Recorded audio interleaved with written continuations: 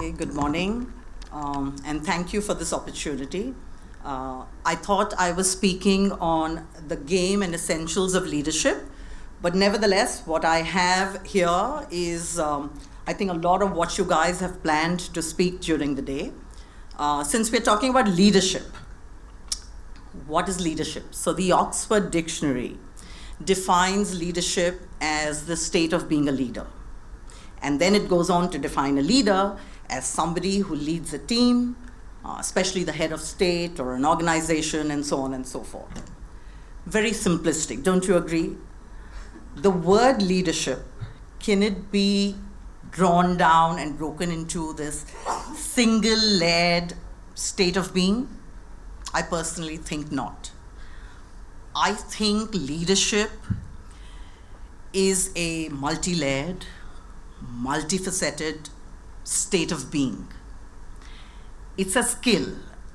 It's a skill that we all have, that we all develop, and that we continue to hone as we move on our journey, wherever that might be. So you could be a leader if you simply were conducting a meeting. You are a leader in that meeting, aren't you? You could be a leader because, I don't know, you plan the activity of a family picnic. You are a leader, aren't you? You could be a leader because you decided that the community required cleaning or something like that. So you said, let me take the initiative and let me see what I can do. So you are a leader. I think where we get lost is that we need recognition from the outside about a leader. So I need you to tell me that I'm a great leader. No, I don't. I have some qualities. I believe that I'm doing something which is what a leader does. And over the years, as I've been through, as you heard, I'm an ex-banker, and that's been largely my profession, a corporate and investment banker. And let me assure you that asking other people to give their money to you and telling them you'll give it back is not the easiest thing to do. Giving your money to others and saying, okay, you better return it is also not easy. Okay, so in the years that I've been working, and as a working woman in the environment that we've been through, I've developed a kind of an acronym for what I feel are essentials of leadership. Okay, everybody wants to be nice. We all want to be nice. We don't want any vices. They creep in along the way, but we don't want them. Okay, so I always say, shade the vices. Okay, you shade them, SHADE-VICES. And this acronym has helped me develop as a leader. Okay, S is for being selfless. Okay, H is humility. A is accountability. D is delegation. E is empathy. You come to the vices. V, vision. I, your integrity, your inclusiveness. C, your confidence. E is effective communication. Okay, so if you, and we'll talk about each of these, but if you kind of put all these ingredients together, stir it up, I can promise you that you will have a gourmet dish one way or the other. Okay, so let's start off. The first thing I believe as a leader that you need to have is you've got to be selfless. Okay, if you're only going to be thinking about yourself and I, me, myself, that is not a good leader. A good leader is a person who leads the team, who is not selfish in what he or she does. At the end of the day, there is a goal. The team has to achieve that goal. Now, if one person could do it, you didn't require a leader, right? That person would have done it. The fact that you have a team who is engaged in achieving that goal is where your leadership steps in. Okay? Your accountability as a leader, you have to be accountable. Just remember that you will have wins, you will have losses, okay? Success and failure. It's great when there's success because everybody's happy, and it's disastrous when it's failure.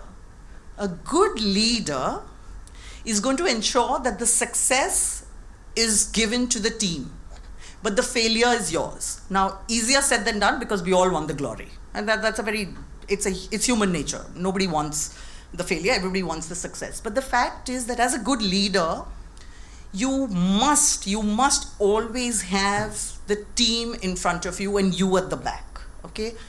So that accountability is very important. And why I say it's important is if the team knows that this is how you're going to behave, they're going to work much harder, they're going to put in more effort to achieve the same thing.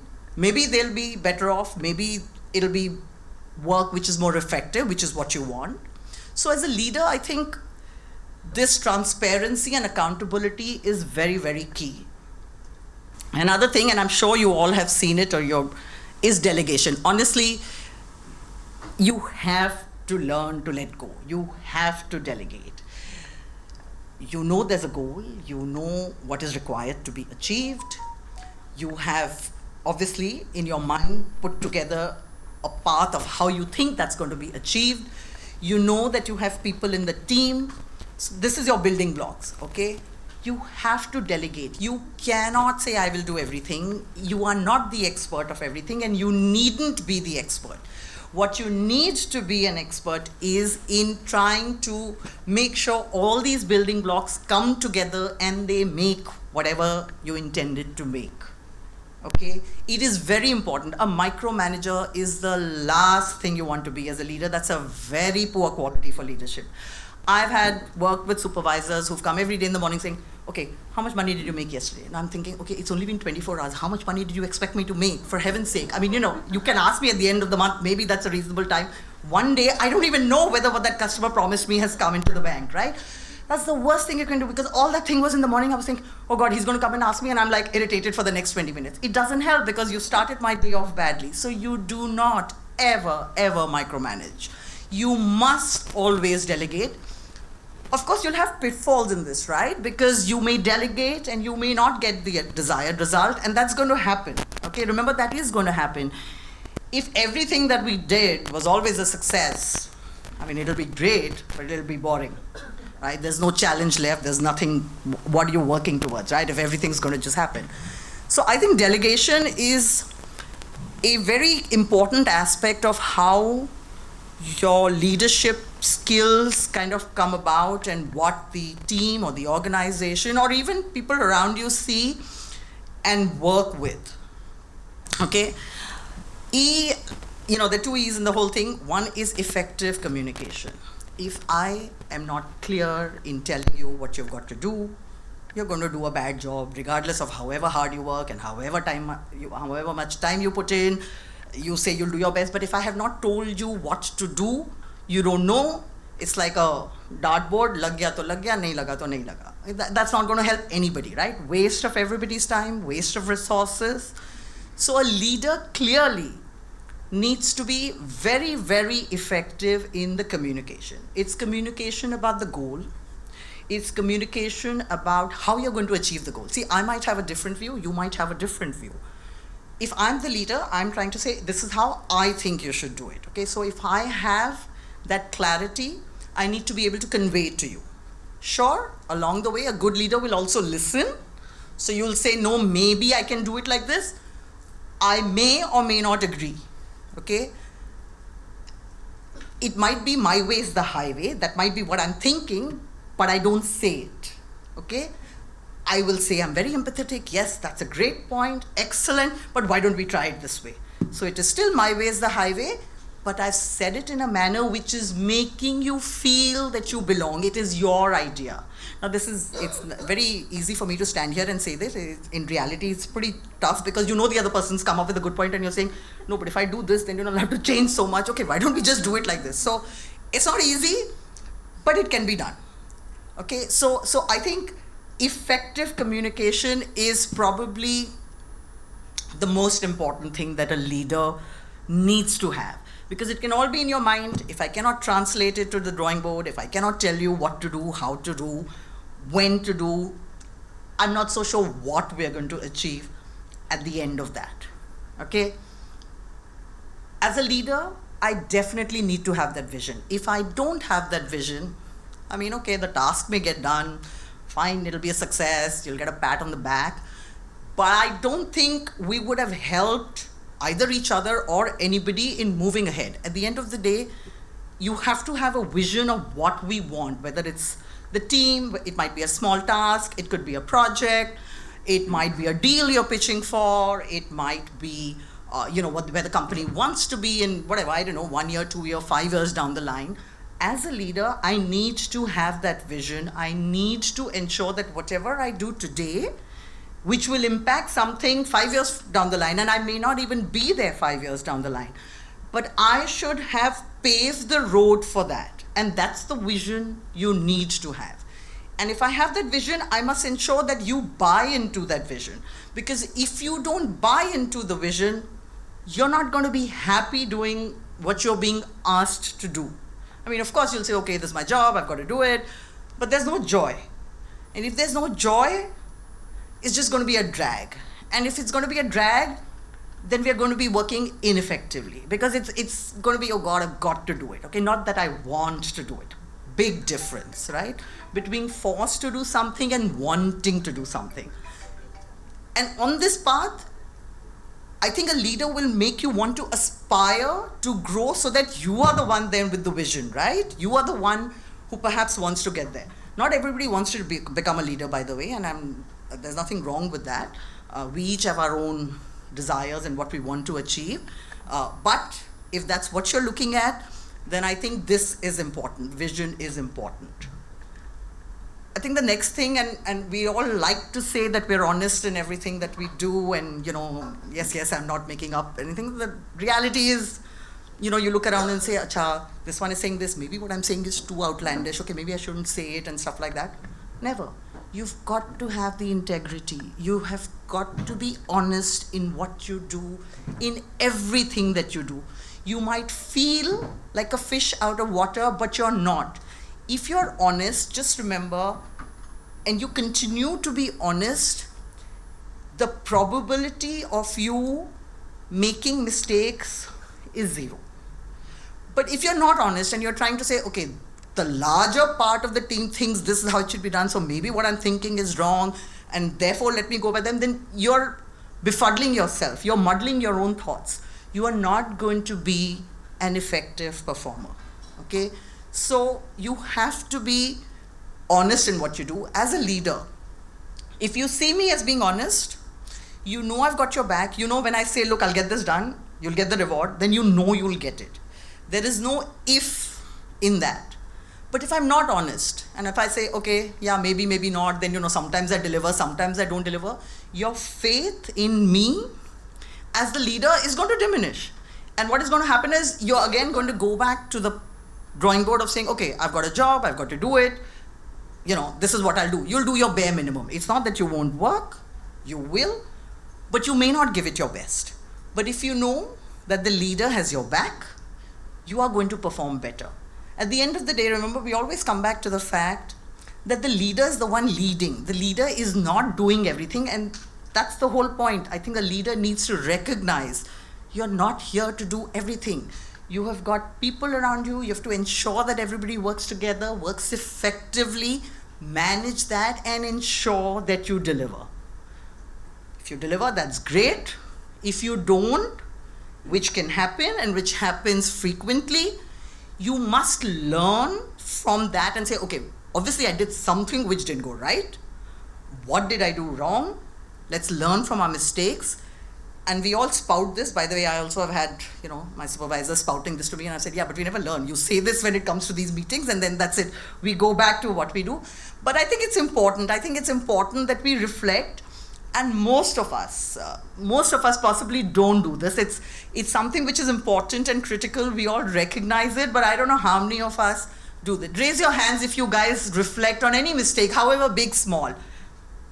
Now, that's not bad. That's very good. It's looking like 50-50. That's excellent. I think this audience is wonderful if this reflection is happening, because I've got 2 kids, and in school they have now something called reflection. I never did this when I was studying, and I've turned out quite well. But they have this reflection after every assignment. There's a reflection on what went right, what went wrong, and I'm saying, boss, the reflection is more than how much time you spend in the class. But I think it's a good thing, because it's become a habit. Of course, The bad thing is he's reflecting on what I do, but that's not what is desired. But well, that also happens, I guess. But the fact is that I think you need to reflect. So you have to learn from mistakes. You know, there's this quote, and I'm sure all of us have heard it, that failures are the stepping stones to success. It's true, they are. Because if you've had a failure, and then you've gone and not learned from it, I mean, then I think you deserve whatever you get, good or bad. Okay? But I believe that if you take out, and I'm saying don't take out, I understand there are pressures on us, it's a long working day, you know, you've got 15 things to do. So the time for reflection possibly is not there, but you have to carve it out. Take 5 minutes. I mean, you know, let's not pretend that we make such disastrous mistakes that, you know, it takes us 1 month to get over it. No, it doesn't. Take 5 minutes in a day to say, okay, I did this, good, bad, how did it go? I feel good, even if the outcome is not what we wanted, what I did was correct. Fair enough. That's your reflection.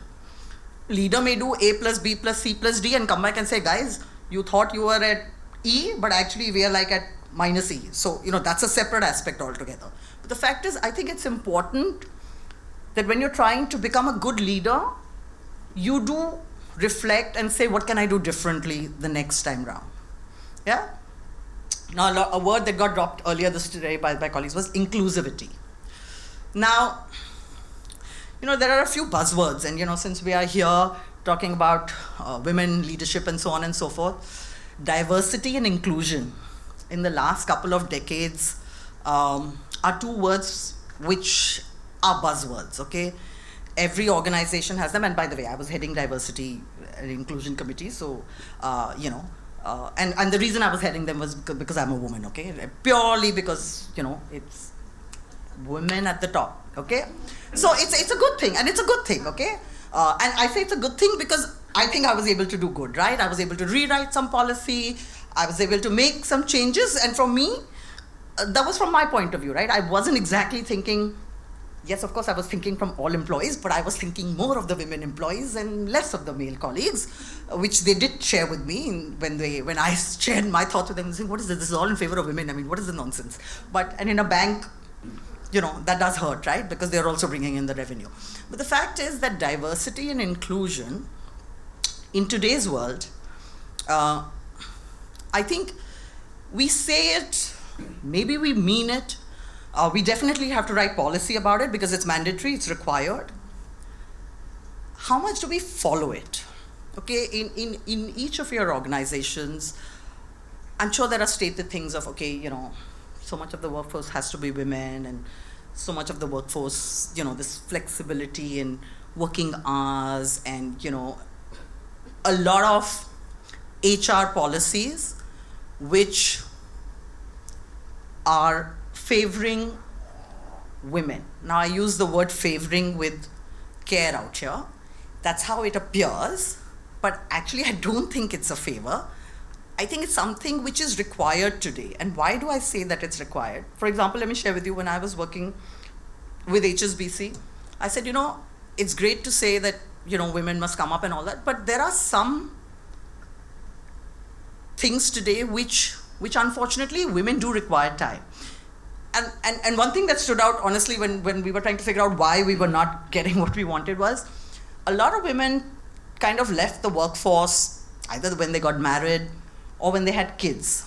And we'll leave the married bit aside, but when they had kids. Now, physically, I cannot do anything about that, okay? I wish the men had to go through labor pain, but unfortunately, we have not reached that stage yet, okay? So the fact is that women need that time.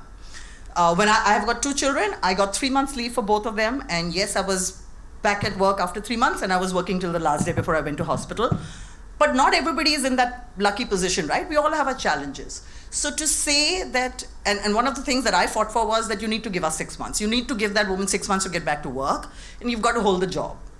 Now, I must share with you, while for me, I felt it was the right thing to ask for, but let me share with you the counterpoint that I got from my male colleagues, which was, you're saying give 6 months, okay, fine, give it.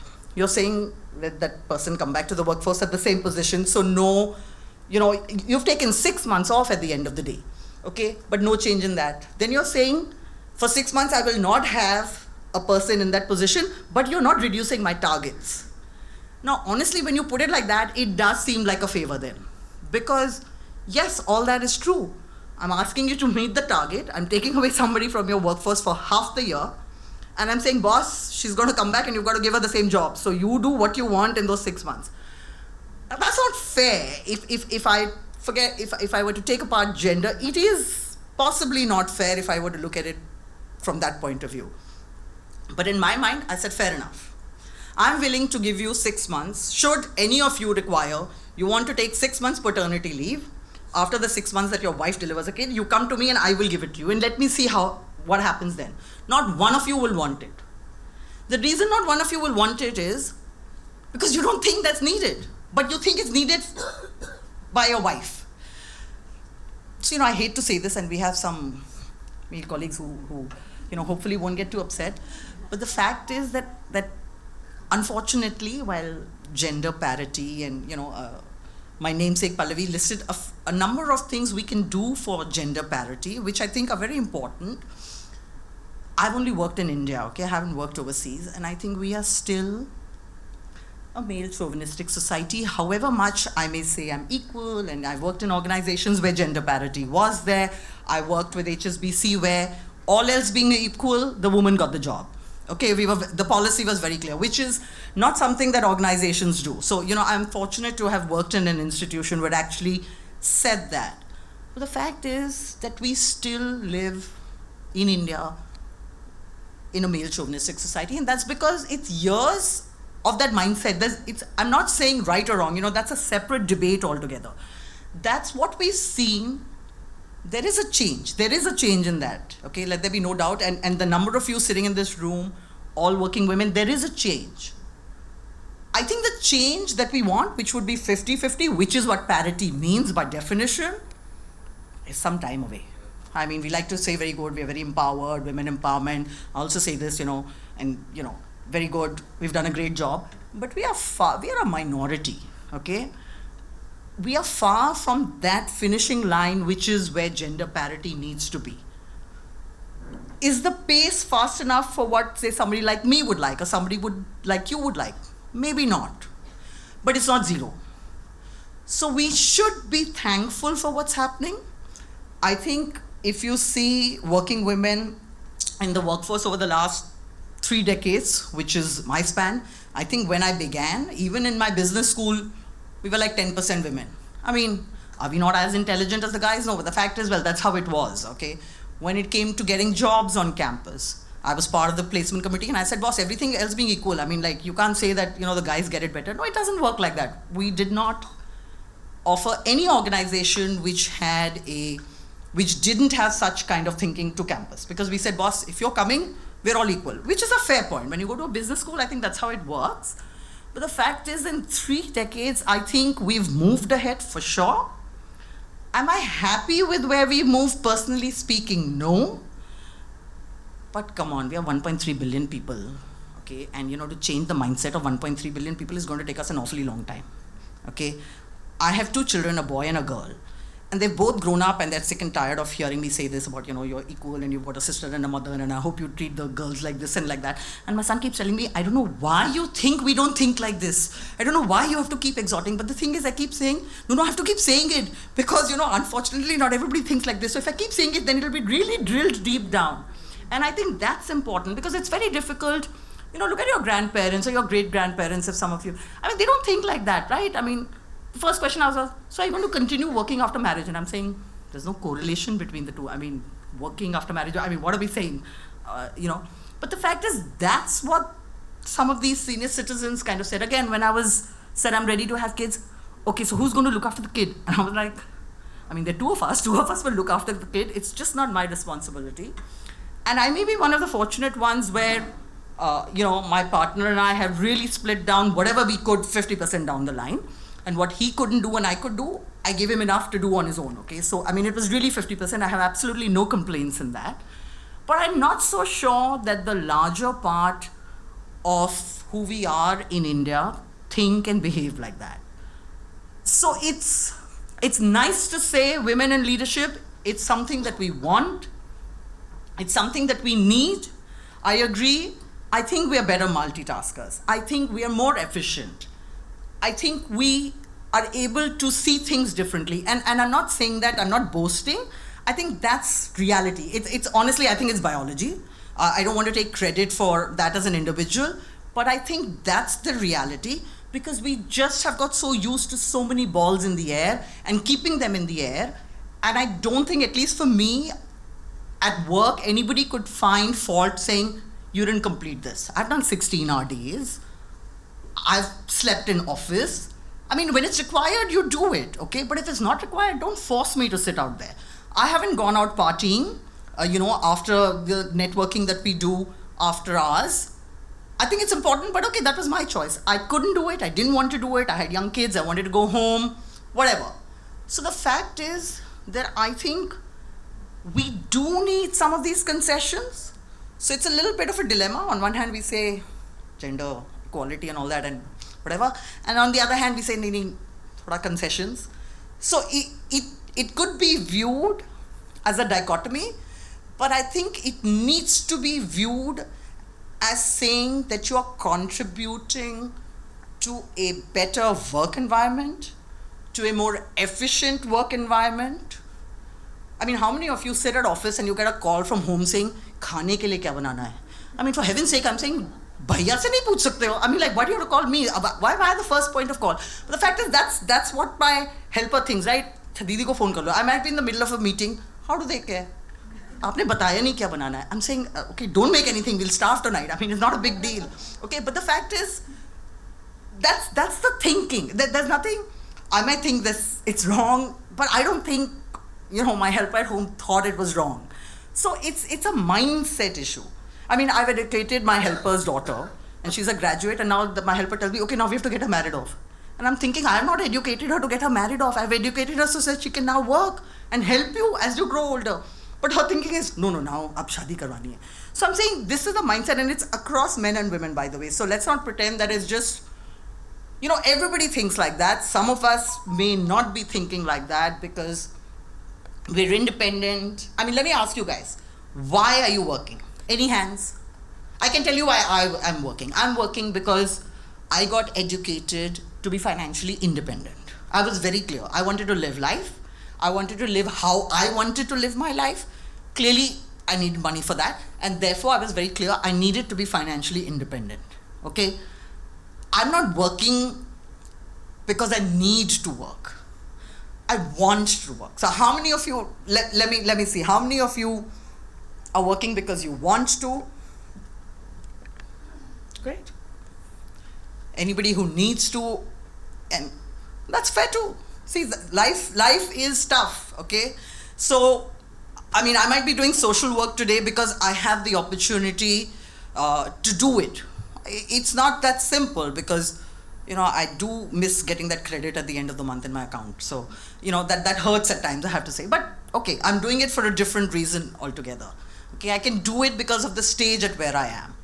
So the fact is that as far as women in leadership go, you've seen some sectors were very successful, and I come from that industry, banking, okay? We've had various banks who have been led by women, including State Bank of India, which, as you know, is the largest bank we have, and Arundhati Ghosh was the CEO. So we've seen a lot of success in that sector.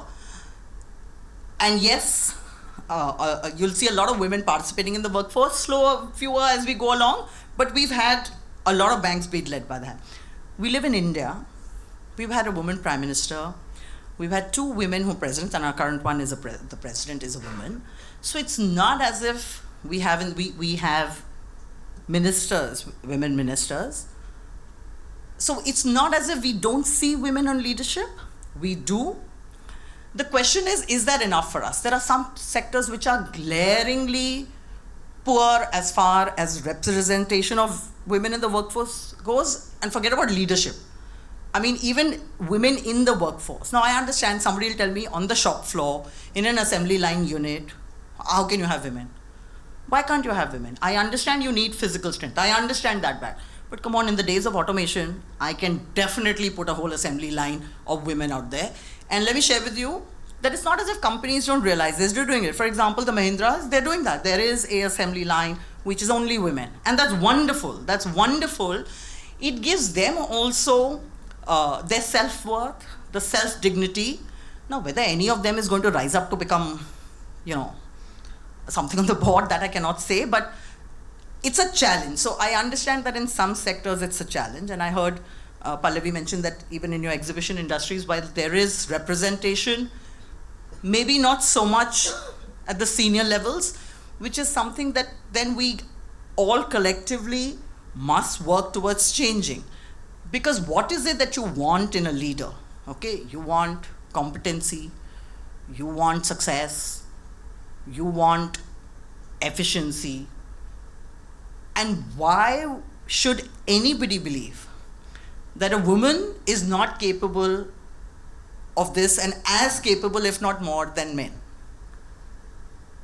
I mean, I'm happy to have a debate with anybody who thinks that that's not the case. But the fact is, even if it is the case, and we all will say, yes, yes, we all agree to this, the practical reality that we see is different. Okay? I mean,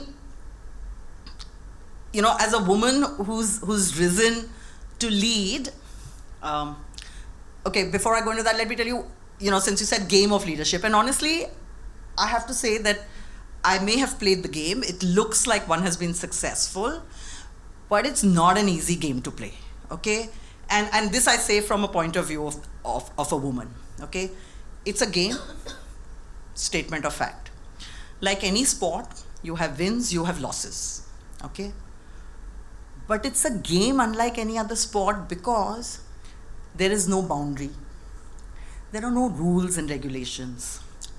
I may have some rules, somebody else may have some other rules. They don't match. Okay? It's a game just like any other sport. You have strategies in place. You say, okay, this is how I'm going to do it.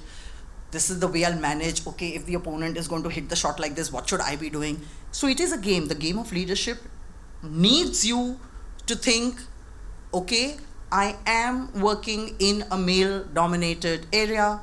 I will need to prove myself. It hurts, okay, to say that I need to prove myself. Why should I need to prove myself? But reality is that you have to prove yourself.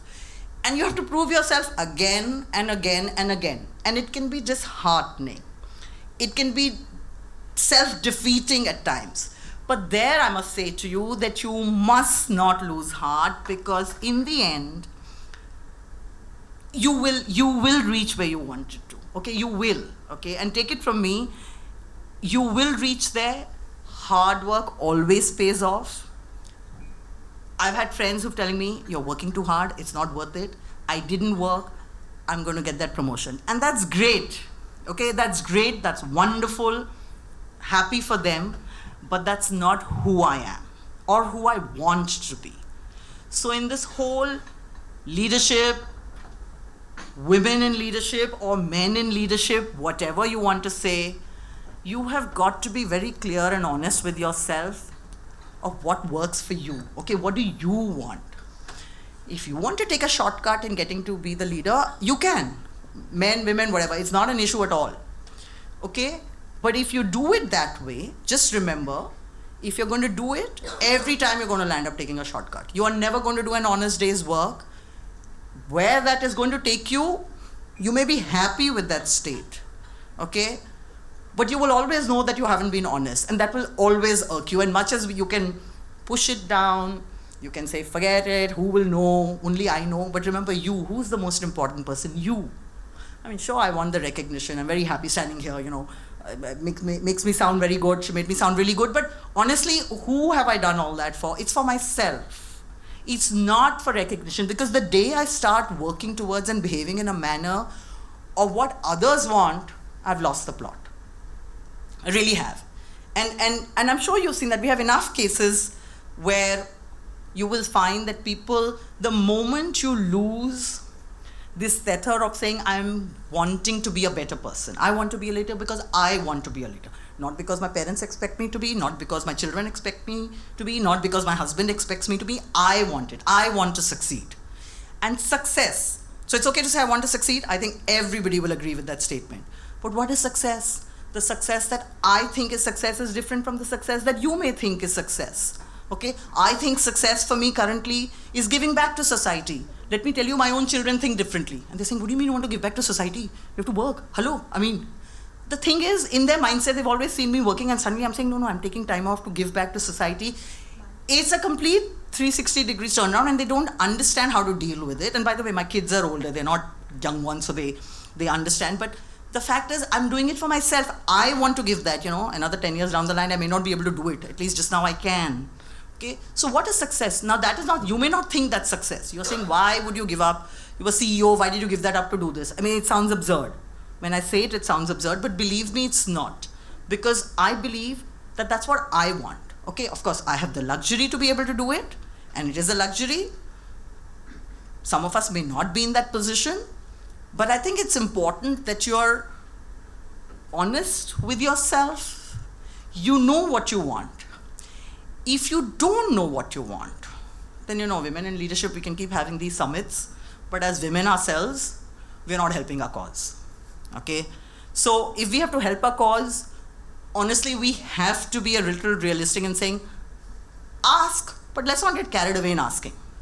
Okay? I mean, sure, it's been decades of maybe inequality, but let's not assume that overnight it's all going to change. So let's make sure that it's a slow and steady thing, that we ourselves contribute and show that we deserve it. And you're right, you'll say, why should we have to show we deserve it? The men also have to show that they deserve it. And I think that's true. The men also need to show, and you have organizations where we are questioning that. They may be far and few, but I think we are questioning that. And that, I think, is a game changer. And hopefully for us, I mean, if it's works out positively, it's great. If it doesn't, then I guess, we are where we are. So on that note, I want to ask you guys that, each of you aspirationally wants to be a leader. Right or wrong? Right? What do you think? I mean, I've talked about some qualities which I felt were important, and the game that one plays, and, it is difficult. It's not an easy path, but it's there. How many of you are giving yourself 5 years, let's say, to be the leaders in where you are?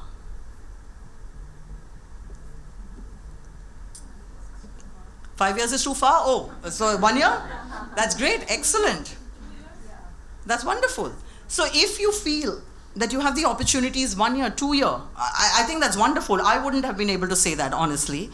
If you'd asked me, when I was working in a bank, I wouldn't have been able to say that I'd reach the top that quickly, because it was indeed a challenge. I will not deny it. But having said that, like I said, true to myself, I did stuff that I wanted to. I got to where I wanted to. I'll be honest in saying that I think my leadership was ensuring that I took advantage of the opportunities that came my way. I can't take credit for creating them, but I think opportunities can be created if you play the game well. Okay, it requires more work. So I was fortunate, and luck by chance or whatever you say, but you can ensure that if you put all this, put your mind to it, that you can succeed and succeed very well. And I am hoping and wishing you guys all the best in that journey ahead of you, as you continue in whatever you do. And I look forward to reading your successes in whatever you do, okay? I was just telling him that the homemaker's job is the most difficult job ever. Nobody gives credit to that job at all. They don't even consider it a job in our country, okay? Seriously. But I think it's one of the toughest jobs. But much success and happiness in your journey as you proceed. And thank you for having me here this morning. Really wonderful to have been here. Thank you.